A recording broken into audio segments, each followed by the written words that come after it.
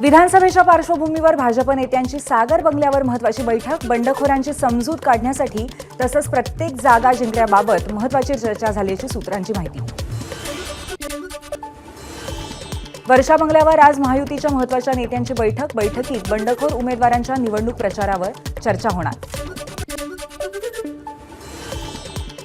महाविकास आघाडीच्या नेत्यांची आज दुपारी बैठक, उमेदवारांच्या बंडखोरी संदर्भात चर्चा होणार.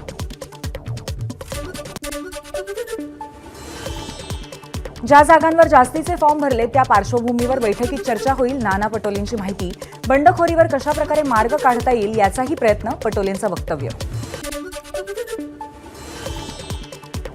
निवडणुकीकरता 7,995 उमेदवारांचे 10,905 उमेदवारी अर्ज दाखल आलेल्या सर्व अर्जांची आज छाननी होणार. मुंबईत ठाकरे गट 36 पैकी 22 जागा लढवणार, तर काँग्रेस 10, शरदचंद्र पवार पक्ष 3 आणि समाजवादी पार्टी 1 जागा लढवणार. भाजपच्या तीव्र विरोधानंतरही राष्ट्रवादीकडनं नवाब मलिकांना एबी फॉर्म. आम्ही मलिक यांचा प्रचार करणार नाही, भाजपची भूमिका, आशिष शेलारांकडनं स्पष्ट. 20 आणि 23 तारखेला मोठी दिवाळी म्हणजे देवाची दिवाळी साजरी करायची आहे. स्वर दीपावली कार्यक्रमात मुख्यमंत्री शिंदेंचं वक्तव्य. भाजपच्या कोट्यातून कलिना मतदारसंघ, रामदास आठवलेंच्या रिपाईला, मात्र आठवलेंचा उमेदवार भाजपच्या कमळ चिन्हावरतीच लढणार. अर्ज भरण्याच्या शेवटच्या दिवशी महायुतीत जागा वाटपाचा गोंधळ. शिवसेनेच्या कोट्यातील धारावीची जागा आरपीआयला, मात्र धारावीत आरपीआयकडून उमेदवार अर्ज दाखल झाला नाही अशी माहिती. जे हात आपल्यावर उठले ते हात कापून टाका, भाजप नेते आशिष देशमुख यांचं वादग्रस्त वक्तव्य, त्यांचा व्हिडिओ सोशल मीडियावर व्हायरल. डिसेंबरच्या पहिल्या आठवड्यात महाविकास आघाडी सत्तेत असेल, महाविकास आघाडी सरकारमध्ये तुम्हाला मी दिसेन, काँग्रेस नेते सुनील केदार यांचं वक्तव्य. थोडीफार वाळू नेली तर काय फरक पडतो, काँग्रेस नेते सुनील केदार यांच्याकडनं जाहीर सभेत वाळू माफियांची पाठराखण. डिसेंबर महिन्यात वाळूचे ट्रक बिनधास्तपणे चालतील, जाहीर सभेत सुनील केदार यांचा दावा. नागपूरमधील उमेदवारांनी पक्षश्रेष्ठीकडे केली सुनील केदार यांची तक्रार. सुनील केदारांनी बंडखोर उमेदवारांचं समर्थन केल्याचा आरोप. सुहास कांदेंविरोधात गुन्हा दाखल. मराठा समाजाचे नेते शेखर पगार आणि समीर भुजबळ यांचे समन्वयक विनोद शेलार यांना शिवीगाळ केल्याचा आरोप. 70,000 कोटींच्या घोटाळ्याच्या चौकशीसाठी आर पाटलांची फाईलवर सही. फडणवीस मुख्यमंत्री झाल्यावर त्यांनी सही दाखवली. आर पाटलांनी केसानं गळा कापण्याचा प्रयत्न केला, अजित पवारांचा आरोप. अजित पवारांनी 9.5 वर्षानंतर मळमळ बोलून दाखवली. त्यांच्या बोलण्यानं माझ्या कुटुंबियांना दुःख झालं, रोहित पाटील यांची खंत. सिंचन घोटाळा, अजित पवारांची पाठ सोडत नाही. पृथ्वीराज चव्हाणांचा खोचक टोला. माझ्या कार्यकाळात सिंचन प्रकरणात 70,000 कोटींसाठी कोणतीही चौकशी लावली नव्हती. त्यावेळी अजित पवारांनी नाहक माझं सरकार पाडलं, चव्हाणांचं वक्तव्य. दिवंगत माणसाबद्दल वाईट बोलणं चुकीचं, मधल्या काळात ही गोष्ट आठवली नाही का? 5 वर्ष का शांत होतात? जितेंद्र आव्हाडांचा अजित पवारांना सवाल. 70,000 कोटींच्या घोटाळ्यामध्ये दूध का दूध, पाणी का पाणी व्हायला हवं, मात्र ते झालं नाही, आमदार बच्चू कडू यांचं वक्तव्य. चिपळूण संगमेश्वरची जागा शिवसेनेला मिळाली नसल्यामुळे माजी आमदार सदानंद चव्हाणांकडनं नाराजी व्यक्त. शिवसेनेचा मंगळसूत्र नसलेली सुंदर स्त्री म्हणून उल्लेख. खेडमध्ये उद्धव गटाला मोठा धक्का. खेड शहर प्रमुख दर्शन महाराज अनेक कार्यकर्त्यांसह शिवसेनेत, रामदास कदमांच्या उपस्थितीत पक्षप्रवेश. रत्नागिरी दापोली विधानसभा मतदारसंघात एकाच नावाचे 3 उमेदवार.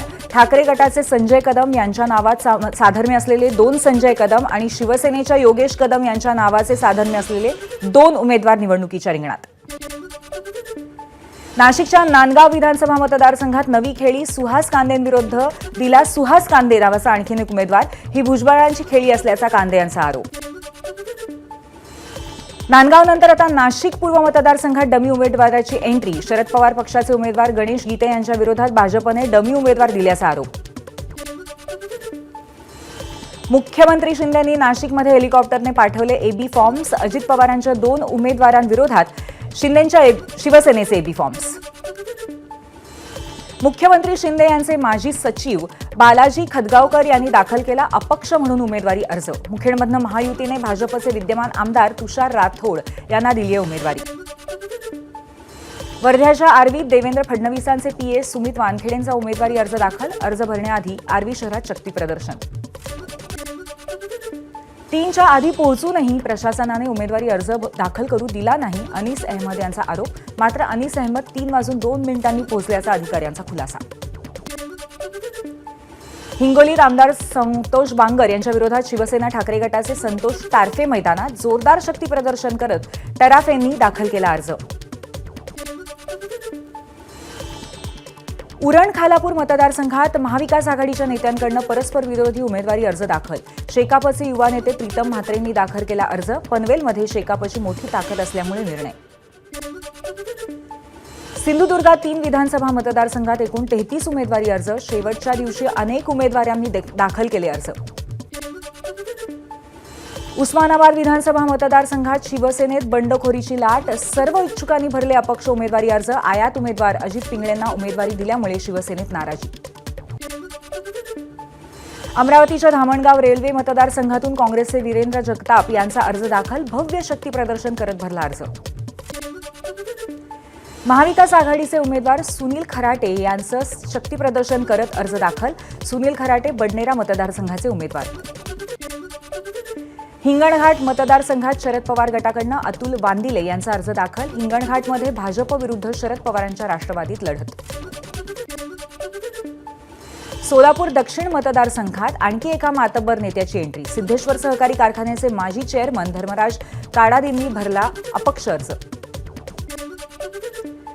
सोलापूर दक्षिणमध्ये काँग्रेसचे माजी नगरसेवक बाबा मिस्त्री यांची बंडखोरी. प्रहार जनशक्तीकडून उमेदवारी अर्ज दाखल. मोर्शी विधानसभेत विक्रम ठाकरे यांनी शक्ती प्रदर्शन करत भरला अपक्ष उमेदवारी अर्ज. विक्रम ठाकरेंच्या अपक्ष उमेदवारीने मोर्शी विधानसभेत तिरंगी लढत.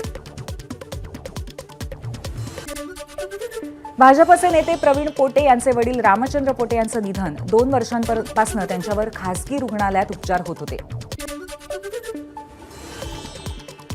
एबीपी माझावर आज माझा महाराष्ट्र माझं विजन कार्यक्रमातून मुख्यमंत्री एकनाथ शिंदे, उपमुख्यमंत्री देवेंद्र फडणवीस, अजित पवार, राज ठाकरे, आदित्य ठाकरे, जयंत पाटील आणि अभिनेते नाना पाटेकर साधणार संवाद.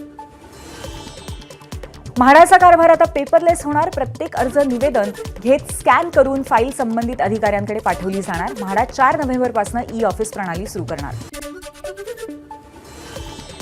धनत्रयोदशीनिमित्त मुंबईत तब्बल 1 किलो सोन्याची खरेदी विक्री. बाजारात 1500 कोटी रुपयांची उलाढाल. मंगळवारी सोन्याचा दर 82,000 रुपये प्रतितोळा. दिवाळीनिमित्त एपीएमसी बाजारात मोठ्या प्रमाणात झेंडूच्या फुलांची आवक. पिवळ्या आणि भगव्या रंगाच्या झेंडूच्या फुलांनी एपीएमसी बाजार परिसर भरून निघाला.